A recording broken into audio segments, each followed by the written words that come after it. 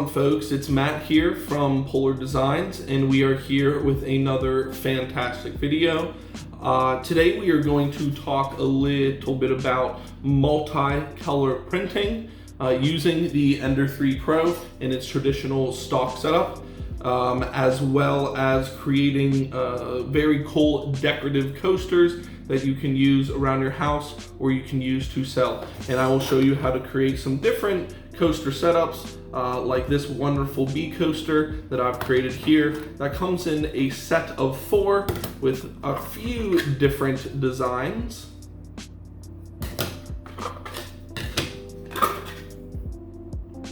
As well as a wonderful holder that says a buzz buzz. And I've also created my skull coaster set. Now this is a 3-color coaster print, the coasters being a dual color and the base being a separate color. And then once again, all of these are the same as far as the multicolored prints, but again in the bottom we have once again a little saying, dying for a drink. So today we're going to talk a little bit about multicolored prints on the Ender 3 Pros, as well as talking about these multicolor coaster prints.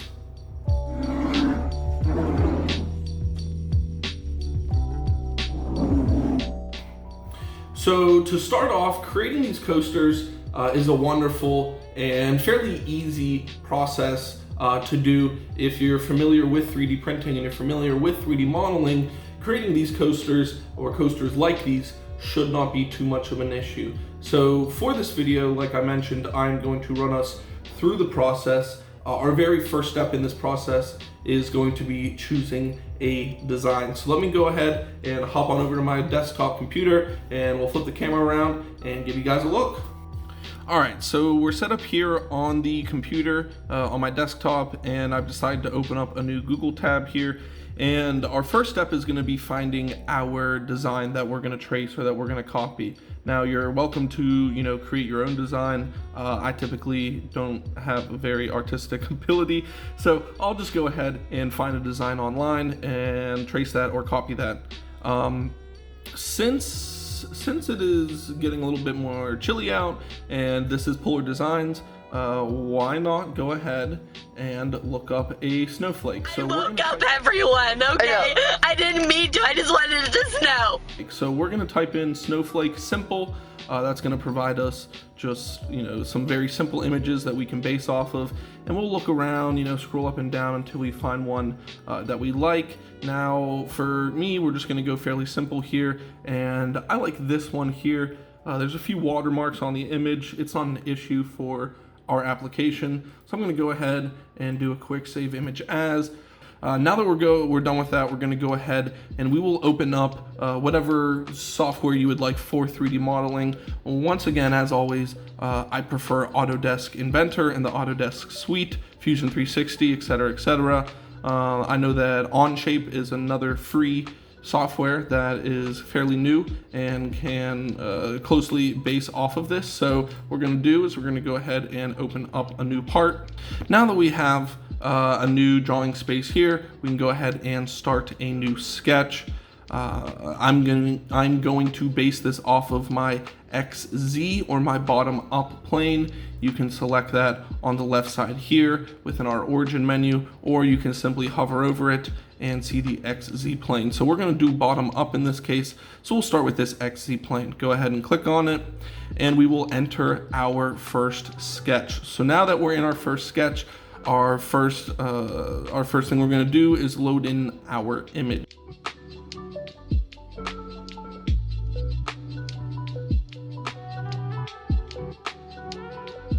So our next step is to go ahead and size this up. So in this case, I will go ahead and dimension this out, and I'm going to go ahead and throw a 3.75 on here, a little bit smaller than our end size.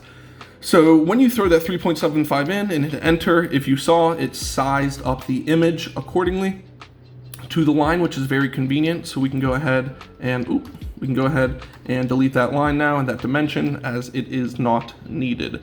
So our next step here is a pretty boring one. However, of course, it's necessary. Our next step is to go ahead and trace out this snowflake here.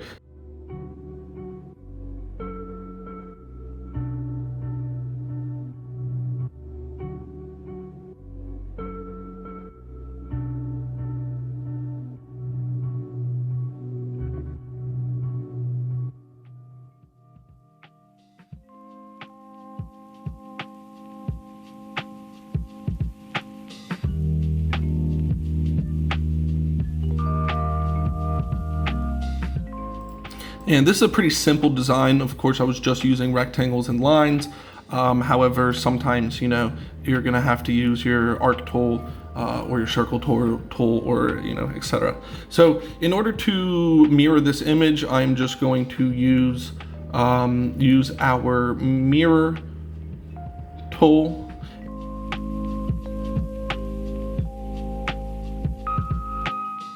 So I have two perfectly identical sides, and it does line up pretty nicely for me, so that's very nice. So the next step is going to ultimately be up to you. I'm gonna go ahead and play around with this a little bit and throw an outline on here just to make it nice and pretty.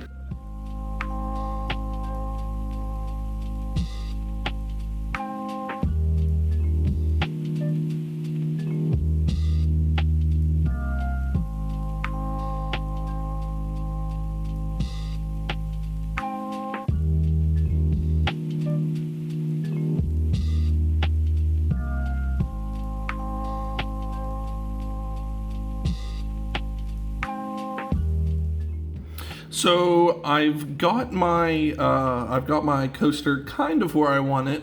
I like how everything looks here with a nice outline, and I think this will set up wonderfully for a two-color design for us. So what I'm gonna go ahead and do is finish my sketch and immediately go ahead in here and do a file, save as, and go ahead and save your document. All right, so now that I have my my document all saved up here, and we are in our home view. You can see I clicked home up in the top right hand corner after I finished my sketch. We can go ahead and enter our extrude tool. So I'm going to go ahead and select extrude here, and this is where we can actually raise these different sections up. So I want these different sections raised up at different height increments, our base being lower than the rest of it. This is going to help, one, with our two-color design, and two, in order to catch, you know, liquid and condensation. So we're going to go ahead and click that bottom base first, and we will go up with a distance of, let's go up 1.25. So we'll go up 1.25. And what you've just said is one of the most insanely idiotic things I have ever heard.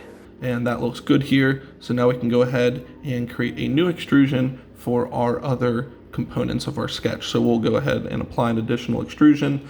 Now this one is going to be the same height, so we'll go ahead and click here, and we'll go ahead and click here. Ooh.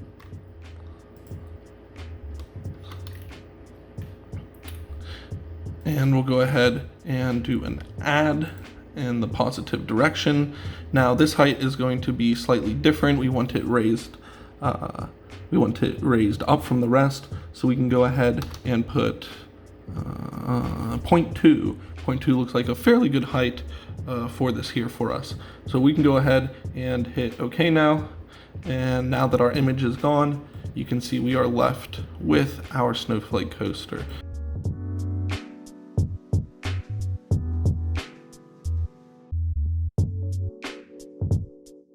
And that will represent what our two-color coaster design will look like once it's all finished. I love that. That looks great. So let's go ahead once more, do a quick save. And now we can open up and start our snowflake coaster holder. Basically what I need to do is I need to go from this point out. So what I'm going to do is do an offset and click on this outer boundary here, click on it, and so I need to now determine the amount of space that I want to keep for my coaster holder. Now this is important that you allow enough space so that your coasters can move in and out of the coaster holder freely. So what I'm going to do is I'm going to go ahead and do a 0.05 for my outer, and then since we need a specific thickness for our walls on it, we'll go ahead out an additional 1.5, and that looks like that'll kind of close up our corners there. So let me go ahead out 1.5, hit enter. Ooh. I meant 0.15, enter. And now we can go ahead and clean this all up. I'm staying right here.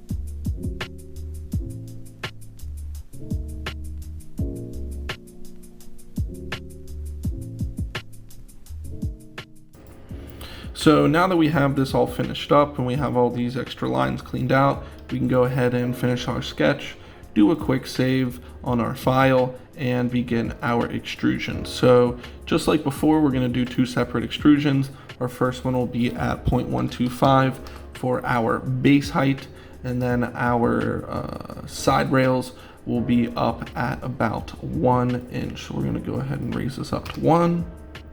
And I know it does look tall, but once you get all 4 of those coasters in there, it should look pretty good. So we're going to go ahead and hit OK. Now the next thing I like to do is create a cutout or a slit in order for you to retrieve your coasters.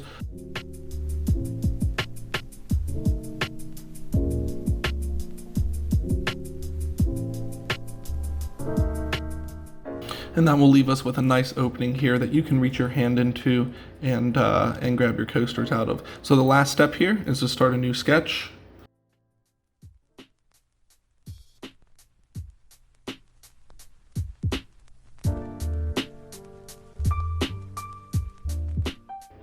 Now I'm going to do a negative extrude and take it down 0.05.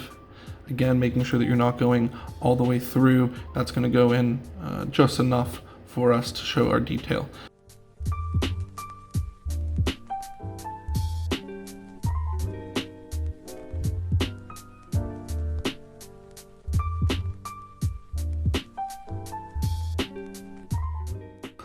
And we are ready to go ahead and bring this into Cura. So now that we have this file in here, we can go ahead and layer flat. So, ooh, whoops, wrong way. Let me go ahead and layer this way. And we have it placed in there. Now we should be able to multiply by 1 and fit 2 of them on our build plate here. So we'll go ahead and lay these 2 out so that they're kind of sitting pretty close to each other towards the center of our build plate. So now that we're over here looking at this preview mode, we can zoom in and we can see that we're at about 25 layers in height. We can go down and look at our layers and see how they look. Everything's looking okay. What we want to look for is we want to go through these layers on the right side here that you can see I'm moving through. We want to find where this top portion starts to move through, because this is where we are going to do a little bit of Cura magic. Layer 17 is the layer that we are looking for. So what we are going to do is we're going to go up to Cura, and we're going to go up to the extensions, and we're going to go up to post-processing, where we can modify our G-code. So we're going to go to modify G-code. It's going to bring up this nice little plugin here for post-processing, and we're going to add a script to our print here. In this print, we are going to do a filament change. So in order to do our filament change, we have to insert in the layer height in which that's going to happen. As we mentioned, that will be layer number 17. So we're going to go ahead and hit close, and you'll notice in our bottom right hand corner we have a new little setting button, and that is for our post-processing. If we click it, it'll bring it right up. Now we need to go ahead and do another slice. And you can see that our 6 hours and 50 minutes has not changed. And at layer number 17, there will be a stop at height where our printer actually will go ahead and do a nice little beep for us that reminds us in order to change our filament. So we're gonna go ahead and save to file. We'll save to our SD card, and then we will go on over to our Ender 3 Pro. So you can see we are all swapped out here. And for the bases, we are gonna be using some white Hatchbox PLA. Love me some Hatchbox PLA. So we're gonna go ahead and open up our display screen.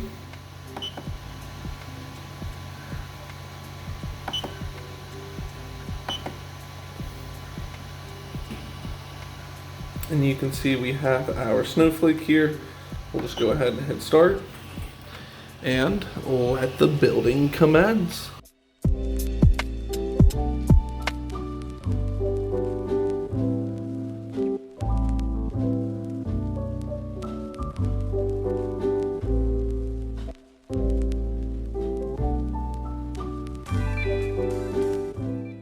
You can probably hear a little bit of beeping. That beeping is the machine telling us that we are ready to do our filament change. Now, I probably should have raised my bed height up a little bit higher. That is my mistake.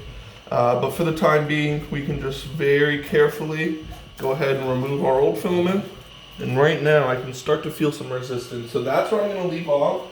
I'm gonna go ahead and click my main, remove the filament that's been sitting there, and you'll see it's gonna begin. Now, I like to go ahead and do a quick tightening up.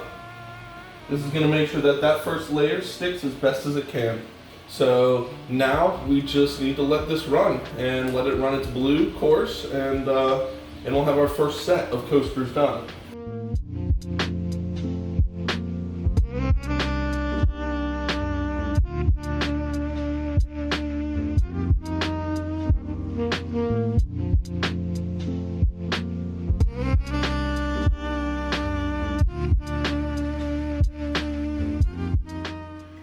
So you can see we have the first set of coasters done. With my terrible lights in this room, it looks a little bit more yellow than it does white. But you can see this nice contrast here between the blue and the white. Now we do get that kind of layer difference you can see here on the side between the blue and the white. However, cleaned up very nice, popped right off of our nice magnetic build plate. Now I will say there was just a small amount of lifting on the build plate, and that was simply because I let this run overnight and let this sit, you know, overnight at full temp, which was not the best idea, but couldn't keep my eyes awake, so had to go to bed.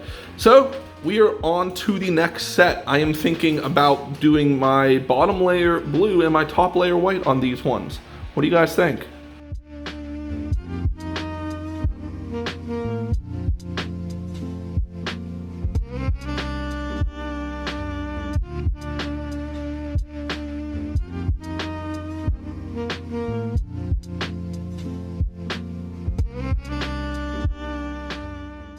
So we are back with our finished second pair of coasters.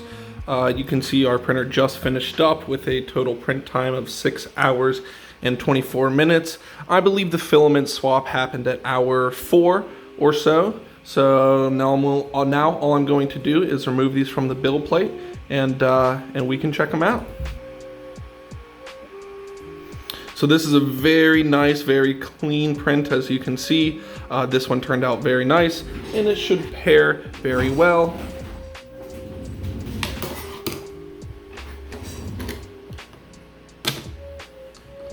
With our blue coasters. So now that we have 4 coasters of opposite colors, we are gonna go ahead and print our holder. We're gonna go ahead and print our coaster holder. So it is the next morning here. You can see our coaster holder is all completed with our Let It Snow inscription. So I haven't removed this from the build plate quite yet. Before I do that, I think it might be a good idea to take one of our coasters and just go ahead, slide it in there, and you can see the perfect fit that we have. Just a little bit of movement, but still enough room in order to remove it. And let's go ahead and let's toss in the rest of our coasters here. So you can see it turned out real nice. They all fit real nice and snug, just a little bit of movement. And we have just a little lip over the edge, which is perfect for us. So let's gather everything up and let's close out. Well, folks, that's a wrap on this project. So you can see we have some wonderful different coaster designs here, from our skull that we talked about previously, to the bee honeycomb that we talked about previously, to the one that we worked on today here. You can see they function perfectly as a coaster, and they have this wonderful holder that they can all be dropped into. So, I hope that you like the process here that we took as far as creating these coasters and doing the multicolored prints and showing the process for the 3D modeling and so on and so forth. So thank you so much, everyone, for watching. As always, stay creative, my friends.